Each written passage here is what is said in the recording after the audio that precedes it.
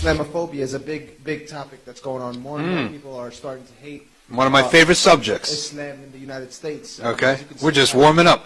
Okay. Carolina, I had a friend of mine actually who said she was driving. She wears hijab. A man started following her, and she got into her university, came out at her and started pointing at her. He said, "You need to move to North Carolina because that's how they deal. They know how to deal with you." Okay, yeah, yeah. So on and so forth. So there's certain youth groups. I don't know, certain masjid I went to before that they're starting to do a program, sort of like anti-Islamophobia. Would that be something that is good? You know, is that sort of, you said stay away from the fitna completely. If you're going to do that, yes, you got to stay away from the fitna. Doesn't mean don't be active. You got to be active. Number one, you got to be active. But you got to be active with knowledge. You're going to do this thing. Couple things here. Firstly, when we talk about Islamophobia, we got to look at these terms. Every term was coined by someone. And that person is the owner of that idea. And that idea is part of his larger worldview.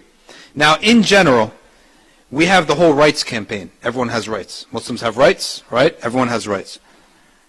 When we jump into this language, we're implicitly accepting this liberal framework that everyone has the right to be who they are, right? Everyone has the right to be who they are. You have to navigate that carefully, because as soon as you start doing that, you're going to attract to yourself other activist movements who also speak that language, right? All right? Because Islamophobia is the next one on the list after homophobia, right?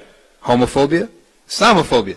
Biggest supporters of the anti-Islamophobia movement are gays, right? Because it's an overall framework that everyone should be who they want to be, and nobody should judge them. If we play into that language and use it expediently for our sake now, right, there's a bill that's going to come to us.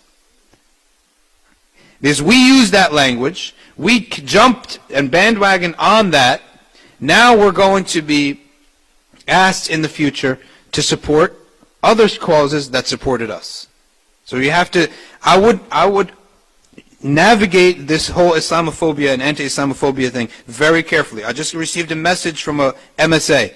They said that they were invited to an anti-Islamophobia march. They attended the march. They found out that the leadership of the march was the LGBT movement. Okay? So they were so happy, look, all these people supporting us. Well, of course, you're naive, you're kids, you don't know anything. Okay? What happened next? Next week, right? Before a week transpired. You see, we helped you. Now we expect you to help us. Well, you're against Islamophobia. Why Islamophobia, not homophobia?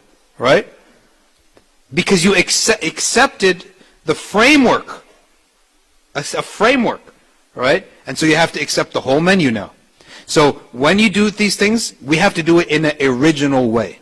In our own language. Firstly, we have to protect the sisters and protect the mu'mineen.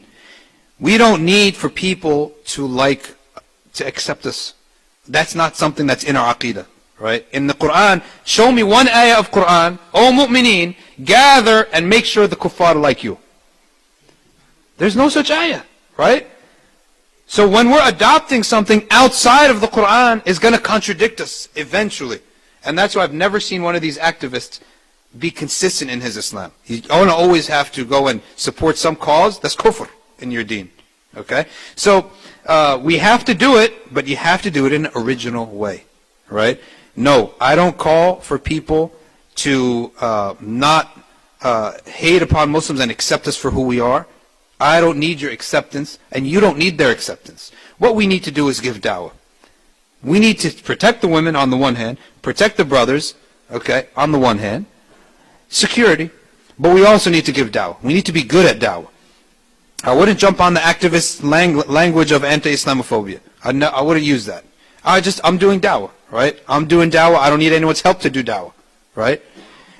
Our agenda is not to be accepted. Our agenda is to do da'wah to Allah. What is the point if everyone accepts you and they still don't accept Allah? Are you happy? Think about this. That's what Islamophobia is. We accept you. We still don't accept Allah, right? And you're accepting them, accepting you, and not accepting Allah. It's a very selfish mentality that We want us to be safe. No, we don't care about ourselves. We care that people believe in Allah Azza wa Jal.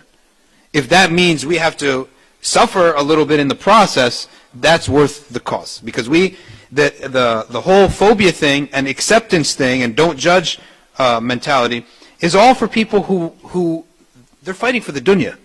They want others to accept them so they have a good life. This is not our agenda. Our agenda is to call people to Allah Azza wa Jal. Right?